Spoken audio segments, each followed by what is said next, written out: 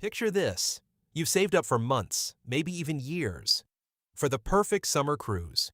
You've got your bags packed, your swimsuit ready, and your itinerary printed out. Then you step on board, and suddenly you're hit with rules, fees, and restrictions that nobody warned you about. That is exactly what thousands of cruise passengers are going to experience this summer, and I am here to make sure you are not one of them. Welcome back to the channel. If you are new here, this is where we break down everything that actually matters for travelers who want to experience the world without getting blindsided by the stuff the travel agencies conveniently forget to mention. Today, we are diving deep into the 2026 maritime law changes that are going to directly affect your summer cruise vacation. And I promise you, some of these are going to genuinely surprise you. Now, before we get into it, I want to be upfront about something. Maritime law is genuinely complex. It operates across international jurisdictions. It involves treaties between dozens of countries, and it intersects with the internal policies of individual cruise lines in ways that can get very confusing very fast. So what I am going to do today is break this down in plain language so that by the end of this video, you will actually understand what has changed, why it changed, and what you specifically need to do before you board your ship this summer. Let us start with the biggest conversation happening in the cruise industry right now, and that is environmental compliance.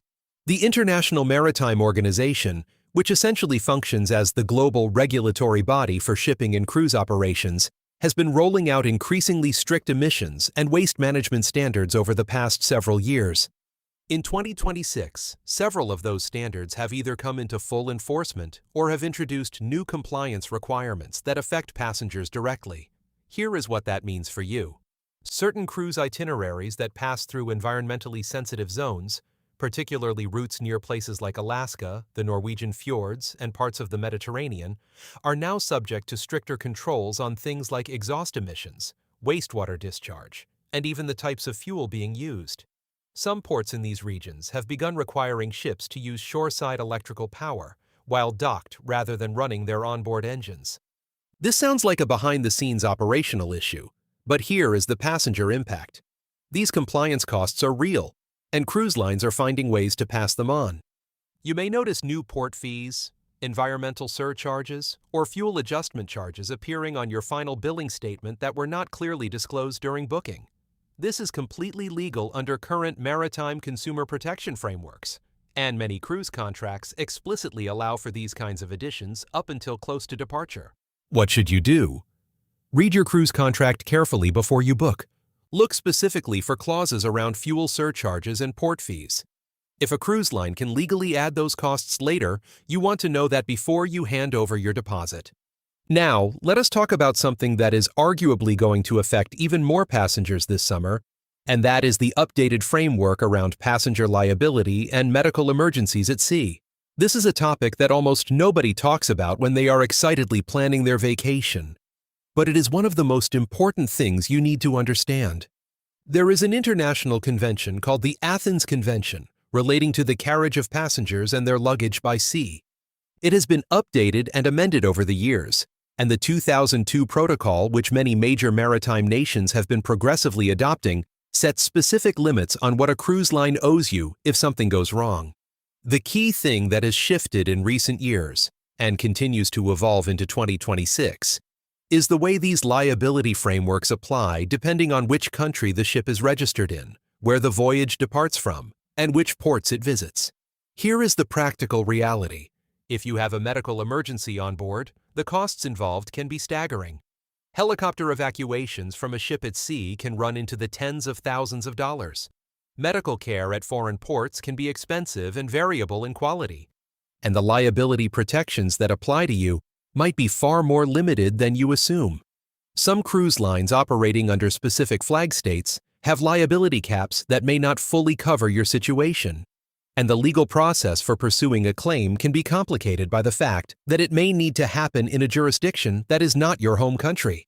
The updated guidance that has been circulating within the industry for 2026 emphasizes the importance of robust travel insurance that specifically covers maritime incidents, medical evacuation from sea, and emergency repatriation. Standard travel insurance policies often have gaps when it comes to cruise-specific scenarios, So you genuinely need to look for policies that explicitly address sea voyage coverage.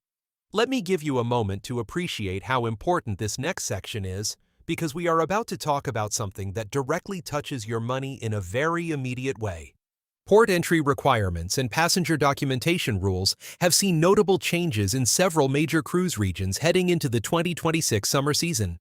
This is an area where the intersection of maritime law and immigration law creates real complications for travelers. In parts of Europe, particularly in Mediterranean ports, there have been updated protocols around how passenger manifests are processed and verified. This relates partly to broader European Union digital border management initiatives that have been rolling out.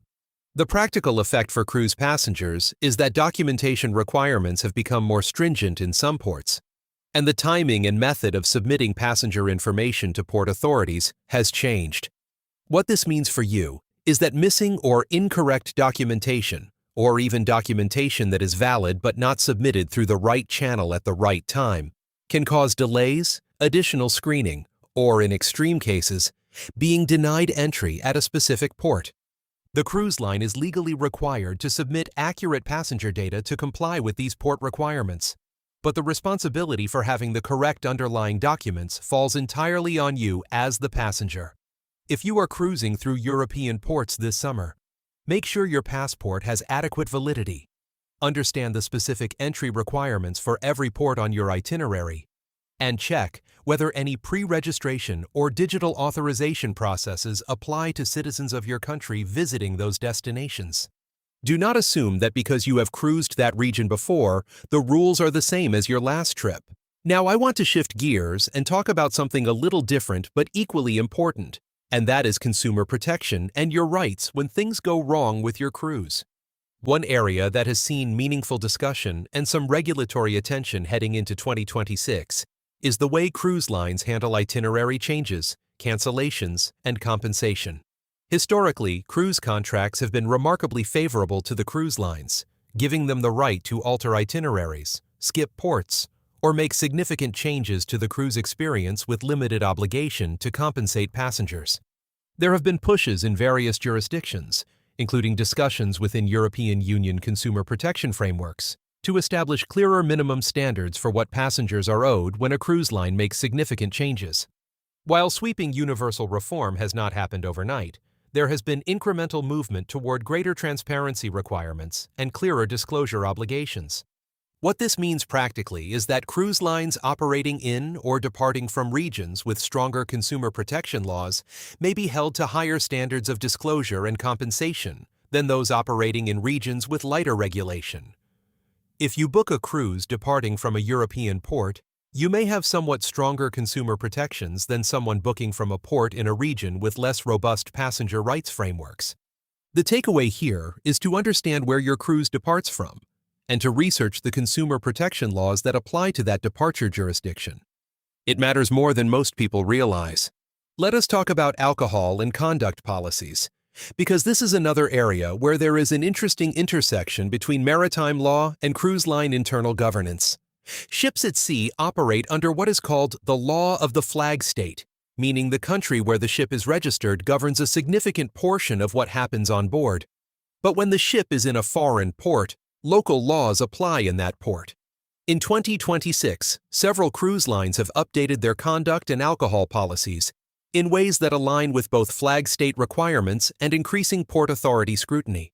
Some destinations, particularly in regions that have experienced issues with cruise passenger conduct in recent years, have introduced stricter standards for passenger behavior, with the ability to refuse entry to intoxicated or disruptive passengers.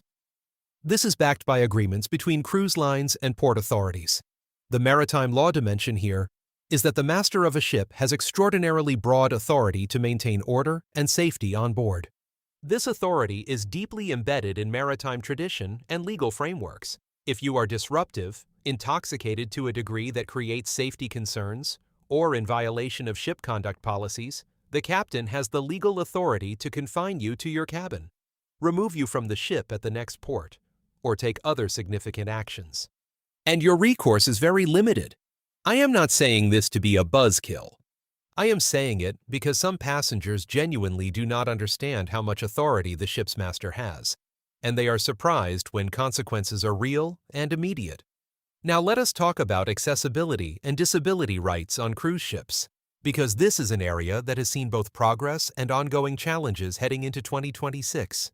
Maritime law and accessibility requirements for cruise ships are governed by a patchwork of national laws, the most significant of which in the American context is guidance from the Department of Transportation and the Americans with Disabilities Act, as it applies to passenger vessels. The application of these rules across international itineraries remains complex.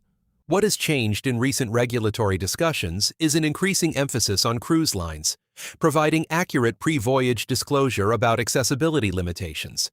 A ship may be technically compliant with applicable law, while still having significant practical limitations for passengers with mobility challenges, particularly when tendering is required at certain ports, meaning passengers are taken to shore by small boat, rather than docking directly.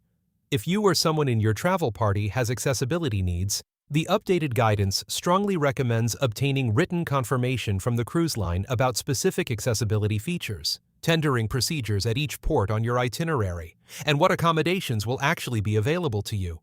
Getting vague verbal assurances is not enough. Get it in writing before you pay. We are getting close to the end here, and I want to bring everything together with something really important. All of these changes, the environmental surcharges, the liability frameworks, the documentation requirements, the consumer protections, the conduct policies, and the accessibility considerations, they all point to one fundamental truth about cruising in 2026. The regulatory environment around cruise travel is becoming more sophisticated, more multi-layered, and more consequential for passengers who are not paying attention. The cruise industry is still recovering and evolving from years of disruption. Cruise lines are navigating their own compliance costs while trying to maintain competitive pricing. Port authorities are implementing new digital systems and tighter controls, and passengers are often the last to know when any of it changes. The single most powerful thing you can do before your cruise this summer is to read the actual contract you are signing with the cruise line. I know that is not exciting advice. I know it is not as fun as picking shore excursions or planning your formal night outfit. But that document tells you exactly what your rights are, what the cruise line's obligations are, and where the gaps in your protection exist. Beyond that, invest in comprehensive travel insurance that specifically covers cruise scenarios. Check your documentation requirements for every single port on your itinerary. Know your rights under the consumer protection laws of your departure jurisdiction. And if you have accessibility needs, get everything confirmed in writing. Cruising is still one of the most extraordinary ways to see the world. But in 2026, the informed passenger is the empowered passenger. And now that you have watched this video, you are already ahead of the vast majority of people boarding ships this summer. If you found this valuable, please hit that like button, because it genuinely helps this kind of important travel information reach more people who need it. Subscribe if you want to stay ahead of the changes that matter for your travels. And drop a comment below telling me where you are cruising this summer. I would love to hear about it, and I will do my best to answer any specific questions you have. Safe travels, and I will see you in the next video.